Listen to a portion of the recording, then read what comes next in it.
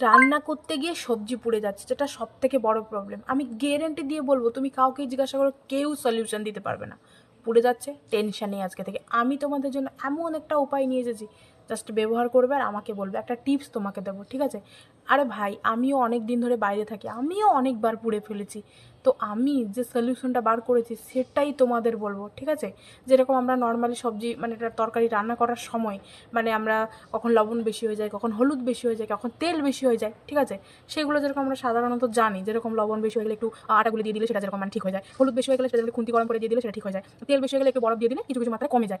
কিন্তু পুড়ে গেলে, আর যেটা সব থেকে বড় সমস্যা, সেটা ঠিক করার তোমাকে কেউ বলবে না। আর সেই সলিউশন দেবো কে? আমি। তো চলো তাহলে, মন দিয়ে একদম শুনো, ঠিক আছে? শুনছো তো? শুনছো তো? ছি ছি ছি ছি রে! ওইদিকে সবজি বসিয়ে দিয়ে এদিকে এসে রিল দেখবে, আর সবজি পুড়ে গেলে ইউটিউবে গিয়ে সার্চ দেবে সবজি পুড়ে গেছে। আধা ঘন্টা মোবাইল বন্ধ করে রান্নাও তো করতে পারো, না কি? এরমই চলবে? সবজিও পুড়ে ফেলবে, সেটাও ইউটিউবে তোমাদের দেখাতে হবে? ছি ছি ছি।